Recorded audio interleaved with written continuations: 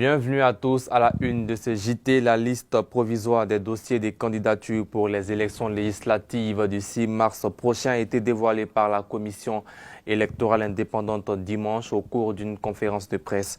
1266 dossiers des candidatures retenus sur 1291 réceptionnés pour 255 sièges pour la prochaine élection législative. Samedi, la coordination du RHDP du Haut-Sassandra a présenté officiellement les candidats du parti dans les départements de Daloa et Vavois. Et dans ce journal, le ministre Mamadou Touré appelle à l'union et au rassemblement pour la victoire des candidats RHDP dans la région. Merci de suivre RTV. Ce journal a invité son Excellence Ali Touré, président du Conseil de l'Organisation internationale du cacao ICCO. Bonjour Excellence, bienvenue. Bonjour. Vous êtes l'invité de la seconde partie de ce journal.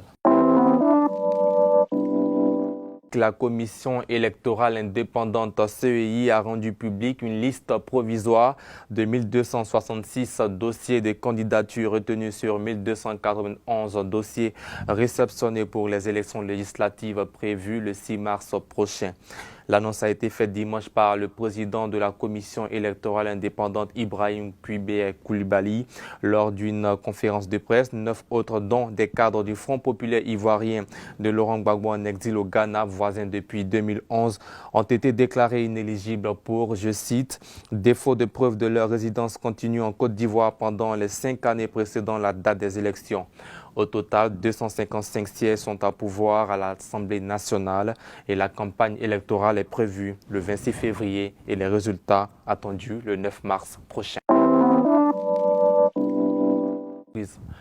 Législative 2021 à Daloa et Vavois, les candidats RHDP présentés aux militants du parti. Le ministre Mamadou Touré, coordonnateur régional du RHDP dans le Haut-Sassandra, a annoncé que les délégués de ce secteur sont d'office les directeurs de campagne du parti dans leurs zones respectives. Il appelle aussi à l'union et au rassemblement pour la victoire des candidats RHDP à ces élections législatives dans le Haut-Sassandra. Considérez que chacun des visages que vous voyez là, ce sont des visages, chacun incarne le président Alassane Ouattara. Quand vous voyez Khalid Diarra, vous voyez Alassane Ouattara. Vous voyez Babou Daret, vous voyez Alassane Ouattara. Vous voyez Zana, vous voyez Alassane Ouattara, ainsi de suite. Et allons donner la majorité au président. Mais pour ça, on a besoin d'union et de rassemblement. Oui, il y a eu des débats. Les débats sont finis, mais il faut maintenant qu'on se rassemble. Et c'est pour ça que je vais lancer un appel à certains de nos frères qui sont encore candidats indépendants. Leur demander de rejoindre la grande famille du RHDP, parce que leur maison, c'est celle du RHDP.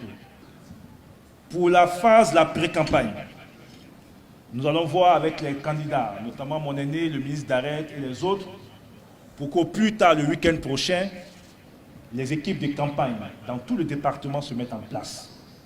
Et que chacun de vous soit responsabilisé et que chacun sache exactement ce qu'il a fait pour la campagne.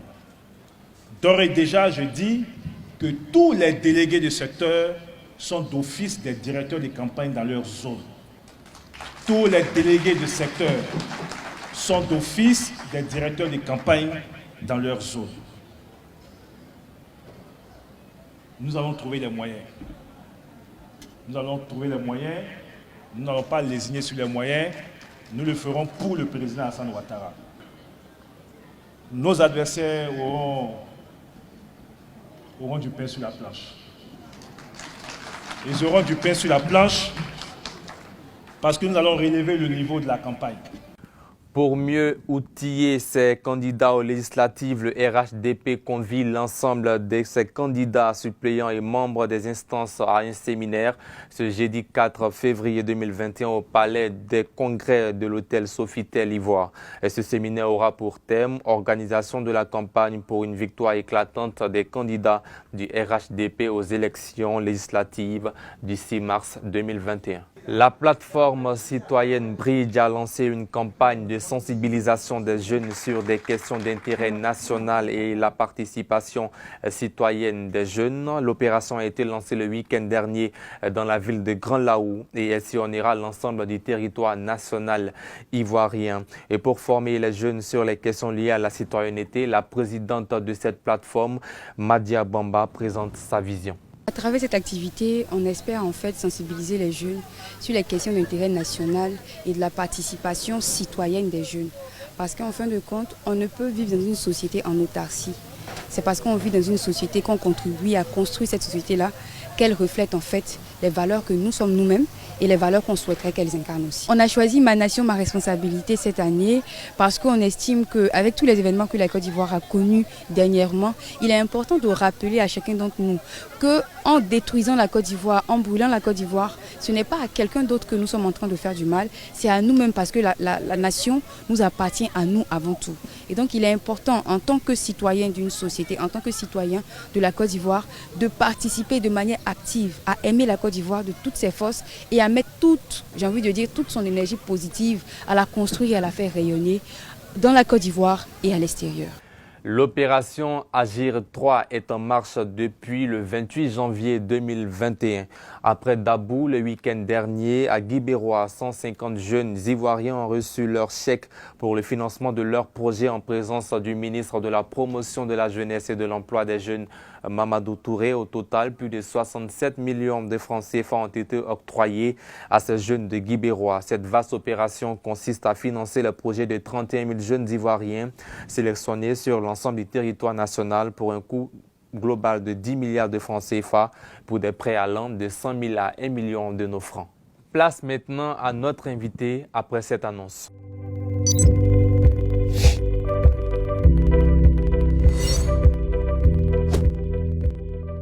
Ok, à tous les noussis de la Camorra, recevez ici le coup de poing de Jésus. Au lieu vous commandez un mouvement, il ne comprend pas. Et coronavirus, ce n'est pas camarade de quelqu'un. Son boloba, ça descend. Son noussi, ça descend. Même son gommon, même son PR. Donc arrêtez de venir dire que non, l'eau chaude soigne ça. Bois l'eau chaude, ça va te brûler, non? Et le vrai son, il faut laver ta main toujours, un gel antibactérien. Mais ça là, mais ça t'empêche de respirer. Vaut mieux prévenir que guérir. Merci, ciao.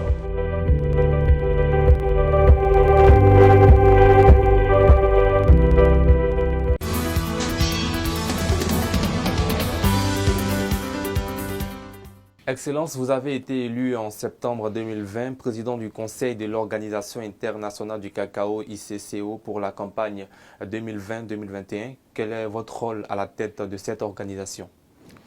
Permettez-moi, avant de commencer à répondre à votre question, d'avoir une pensée pieuse et d'exprimer au nom de l'Organisation internationale du cacao nos condoléances les plus attristées pour le décès de son ambassadeur Guy Alain Gauze, qui, comme vous le savez, a été un pionnier dans les négociations internationales, qui a été ministre des Matières premières, qui a été porte-parole des pays producteurs de cacao de l'ICCO et qui a été aussi représentant permanent de la Côte d'Ivoire à Londres.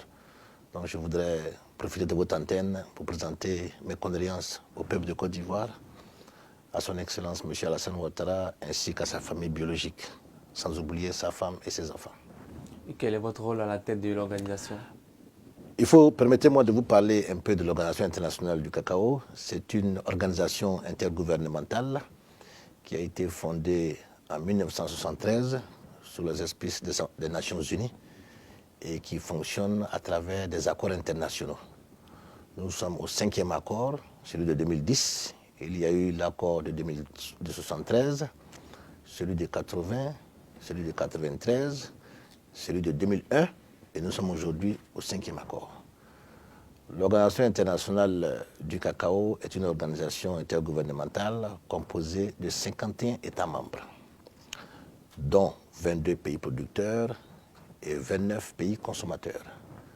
Cette organisation a pour mission principale de promouvoir et de soutenir la durabilité économique, sociale et environnementale de la chaîne de cacao, d'aider les pays producteurs à mettre en œuvre leurs plans nationaux de cacao et à se rassurer que toutes les dispositions sont prises au sein de l'organisation pour aider les pays producteurs à ce que les planteurs, les braves paysans, les planteurs de cacao puissent avoir un revenu décent à partir de la culture du cacao.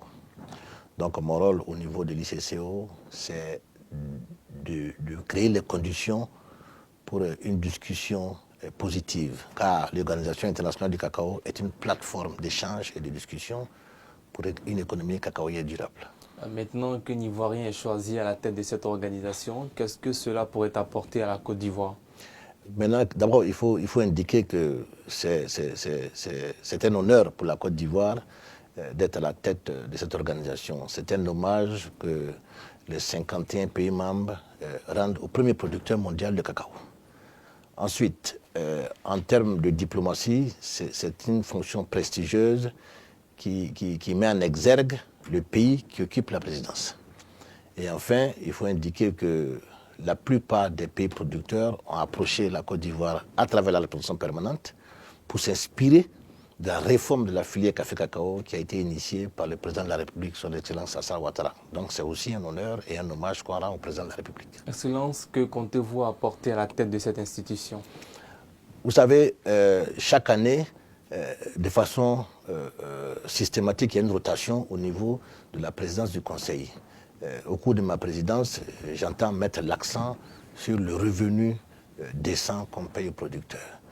Nous avons en 2019 adopté un plan d'action stratégique 2019-2024 dont le point culminant est l'amélioration du revenu qu'on paye aux producteurs. Donc nous comptons initier des débats et des colloques sur cette problématique du prix décent.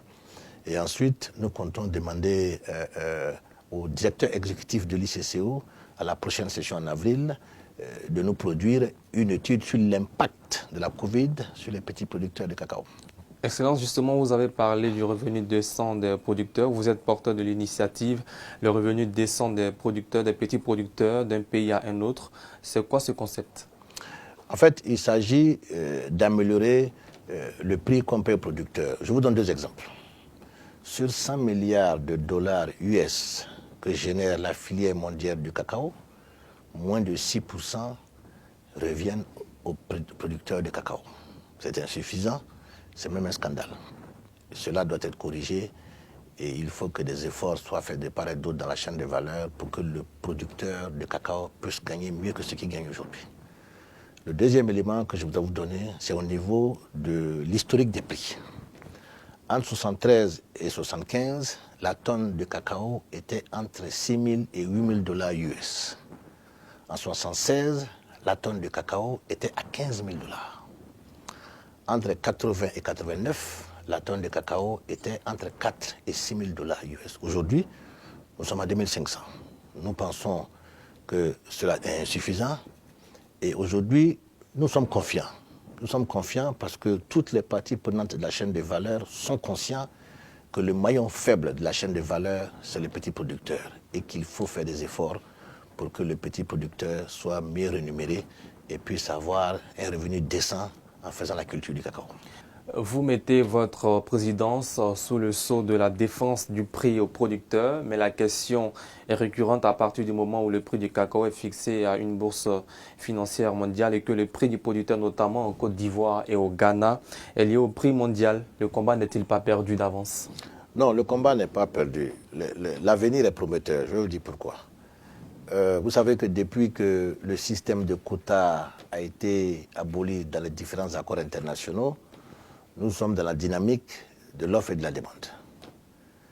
En ce qui concerne les prix, nous avons indiqué, car il est bon de signaler que je suis par ailleurs porte-parole des pays producteurs de cacao, de l'ICCO, nous avons indiqué, je disais, que lorsque nous parlons du revenu décent, il faut automatiquement que nous parlions des prix. Et lorsque nous parlons des prix, il faut que nous parlons aussi des prix à l'international. Mais nous avons un petit souci avec le système des prix, puisque nous pensons au niveau des producteurs que le marché n'est pas assez transparent. Nous avons eu l'agréable surprise de constater qu'au niveau du conseil de l'ICCO, notamment dans la commission consultative, où on trouve les producteurs, les consommateurs, les chocolatiers, les multinationales. Tout le monde est d'accord pour discuter du revenu du paysan. Je pense qu'à partir des dispositions, des bonnes dispositions de tous les acteurs de la chaîne, nous réussirons à trouver un consensus sur la question du revenu du producteur. Chaque partie prenante de la chaîne de valeur est prête à faire des efforts pour que le producteur soit mieux payé. Car nous leur avons dit que pour que la filière cacaoyère mondiale soit durable, il faut que le paysan, il faut que le producteur de cacao soit payé à un prix juste et équitable. Nous ne demandons pas l'aumône ou la charité aux consommateurs, nous leur demandons de nous proposer des prix justes et équitables pour que les producteurs africains, asiatiques et latino-américains puissent vivre de la dignité. Excellence, mais pourquoi les instances ont abandonné la question des quotas des fèves à mettre sur le marché? Non, ça c'est des accords qui se font entre les États membres.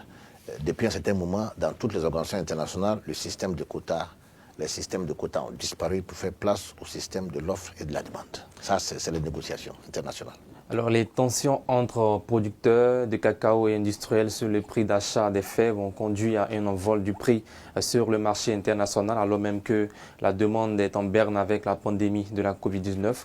Comment expliquez-vous ces tensions entre producteurs et industriels? Au niveau de l'ICCO, nous ne voyons pas de tension. Vous savez, je vous ai dit, l'ICCO est une plateforme de discussion et d'échange. Les questions que vous nous déposez, peut-être qu'il faut les poser aux structures techniques des États membres qui font le cacao ou au gouvernement des États membres. Dans votre question, le point qui pourrait m'intéresser, c'est l'impact de la Covid sur les petits producteurs de cacao.